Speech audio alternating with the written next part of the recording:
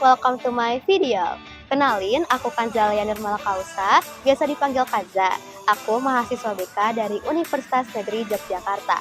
Di video ini aku ingin membahas mengenai anxiety disorder atau gangguan kecemasan. Materi ini merupakan salah satu materi favorit aku dari mata kuliah Psikologi Abnormal dan Klinis.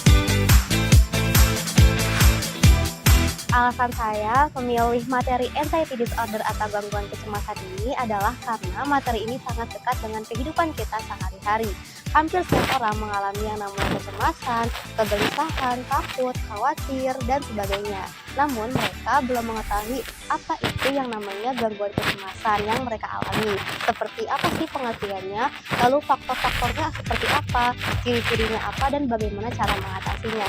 Oleh karena itu, selain saya suka materi ini, saya ingin mengenalkan kepada masyarakat luas apa itu anxiety disorder. Seperti itu teman-teman, alasan saya memilih materi anxiety disorder ini. Jadi teman-teman, kecemasan adalah keadaan umum ketakutan atau firasat. Nah, gangguan kecemasan ini secara umum adalah rasa cemas atau rasa khawatir seseorang yang berlebihan dan tidak terkendali terhadap berbagai hal. Nah, gangguan kecemasan adalah sekelompok kondisi yang memberi gambaran penting tentang kecemasan yang berlebihan, disertai respons perilaku, emosional, dan fisiologis individu yang mengalami gangguan kecemasan dapat memperlihatkan perilaku yang tidak lazim seperti panik tanpa alasan, takut tanpa alasan, dan lain sebagainya. Seperti itu teman-teman pengertian dari kecemasan atau gangguan kecemasan. Terdapat 3 faktor yang menyebabkan gangguan kecemasan. Yang pertama, faktor lingkungan, di mana seperti lingkungan keluarga, teman, sekolah yang menekan individu sehingga mengalami kecemasan. Lalu yang kedua, ada faktor emosi, di mana kecemasan bisa terjadi ketika individu tidak mampu menemukan jalan keluar untuk perasaannya sendiri dalam hubungan personalnya. Lalu yang ketiga, ada sebab-sebab fisik, karena dalam manusia, pikiran dan tubuh saling berinteraksi dan dapat menyebabkan timbulnya kecemasan. Nah, secara umum, gangguan mental yang berhubungan dengan kekhawatiran berlebihan ini dapat disebabkan oleh berbagai hal. Di antaranya yaitu genetik yang diturunkan oleh keluarga, lalu juga hormon yang terlepas dari otak, lalu juga lingkungan yang memicu stres dan membuat ketakutan seperti adanya kejadian kekerasan, pelecehan seksual, kematian, dan sebagainya. Lalu juga penyalahgunaan obat-obatan, penggunaan kafein yang berlebihan, dan juga kondisi medis yang tidak stabil dapat membuat atau dapat memicu timbulnya gangguan kecemasan pada seorang individu. Seperti itu teman-teman. Nah, tingkatan kecemasan ini terdapat 4 teman-teman. Yang pertama, kecemasan ringan, lalu sedang, lalu juga berat, dan yang terakhir adalah tingkat panik, kecemasan hingga kepanikan. Nah, yang pertama itu kecemasan ringan, di mana ini masih berhubungan dengan kehidupan kita sehari-hari. Nah, tanda dan gejalanya ini persepsi dan perhatian dari individu meningkat. Dan kalau misalnya dari fisiologisnya, individu tersebut akan mengalami gelisah, sulit tidur, hipersensitif terhadap suara, tanda vital, dan pupilnya juga normal. Lalu kecemasan sedang, yakni memungkinkan seseorang memusatkan pada hal yang penting dan mengesampingkan hal yang lain. Jadi di kecemasan sedang ini, individu hanya memperhatikan hal yang penting saja, sehingga tidak ada yang dia perhatikan selain hal yang penting tersebut. Lalu gejala atau respon fisiologisnya pada kecemasan sedang ini adalah dia mengalami nafas yang pendek, nadi dan tekanan darah yang naik, mulut kering, gelisah, hingga konstipasi. Lalu respon kognitifnya yaitu ia akan mengalami persepsi yang menyempit, rangsangan luar tidak mampu diterima, dan berfokus pada apa yang menjadi perhatiannya. Lalu kecemasan yang tipe berat, dia individu cenderung untuk memusatkan pada sesuatu yang terinci dan spesifik, serta tidak dapat berpikir tentang hal lain. Responnya pada tubuhnya, dia ini akan memiliki persepsinya sangat kurang dan berfokus pada hal yang detail, tentang perhatian sangat terbatas, tidak dapat berkonsentrasi atau menyelesaikan masalah, serta tidak dapat belajar secara efektif. Nah, dia pada kecemasan yang berat ini individu bisa mengalami seperti sakit kepala, pusing, mual, gemetar, insomnia, palpitasi, takikardi, sering buang air kecil maupun air besar, dan diare. Nah, lalu yang terakhir ada tingkat kecemasan panik.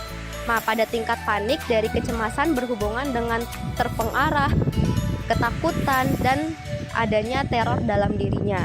Nah, karena mengalami kehilangan kendali, individu yang mengalami panik tidak dapat melakukan sesuatu walaupun dengan pengarahan sekalipun. Seperti itu teman-teman tingkatan dari kecemasan. Oke, pertanyaan selanjutnya yaitu ciri-ciri dari kecemasan. Nah, teman-teman, ciri-ciri dari kecemasan ini ada 3. Yang pertama, ciri-ciri dari fisik, lalu ciri-ciri behavioral atau perilaku, dan ciri-ciri kognitif. Nah, ciri-ciri fisik kecemasan ini diantaranya individu akan merasakan kegelisahan, gugup, tangan atau kaki yang berkeringat, akan lebih mudah berkeringat, lalu jantung yang berdegup dengan keras, lalu juga pening, sulit berbicara, sulit bernafas, sering buang air besar, buang air besar, dan wajah terasa memerah, diare, sakit perut atau mual, dan gejala-gejala atau ciri-ciri fisik lainnya. Lalu selanjutnya yaitu ada ciri-ciri behavioral atau perilaku, seperti adanya perilaku menghindar dari individu, adanya perilaku melekat dan dependen, serta perilaku terguncang. Dan yang terakhir yaitu ciri-ciri dari kognitifnya individu, yakni individu akan merasakan khawatir akan sesuatu, lalu perasaan terganggu atau ketakutan atau aprehensi terhadap sesuatu yang terjadi di masa depan, lalu keyakinan bahwa sesuatu yang buruk atau mengerikan akan terjadi tanpa ada penjelasan yang jelas, terpaku pada sensasi tubuh, sangat sensitif terhadap sensasi tubuh, merasa terancam oleh orang atau peristiwa, ketakutan akan kehilangan kontrol, dan ciri-ciri kecemasan dari kognitif lainnya. Seperti itu teman-teman ciri-ciri dari kecemasan. Oke, selanjutnya yakni mengenai cara mengatasi dari anxiety disorder atau gangguan kecemasan ini. Gimana sih caranya? Jadi, pasien anxiety disorder ini bisa sembuh dengan pengobatan yang rutin dan konsisten. Untuk itu, terdapat 3 macam pengobatan untuk penyembuhan gangguan kecemasan ini. Yang pertama ada psikoterapi. Nah, psikoterapi ini adalah langkah penyembuhan berupa konseling rutin ke psikolog atau ke psikiater agar pasien dapat mengelola emosinya dalam kehidupan sehari-hari dari kecemasan yang berlebih. Lalu, pengobatan ini terdiri dari cognitive behavioral therapy dan exposure therapy. Yang pertama, cognitive behavioral therapy atau CBT, yaitu terapi untuk pasien gangguan kecemasan agar mereka dapat mengenal dan mengendalikan pola pikir serta perilaku yang mengarah pada ketakutan yang berlebih. Lalu yang kedua ada exposure therapy, di mana terapi ini berupa aktivitas dan kegiatan tertentu yang disesuaikan dengan ketakutan pasien agar penderita dari gangguan kecemasan mampu beradaptasi di sebuah lingkungan tanpa rasa khawatir. Model terapi ini cocok untuk gangguan lebih lanjut seperti fobia dan post-traumatic stress disorder. Lalu selanjutnya ada terapi pendukung. Terapi pendukung ini adalah pengobatan alternatif yang berfungsi untuk mengelola stres dan mengobati kecemasan.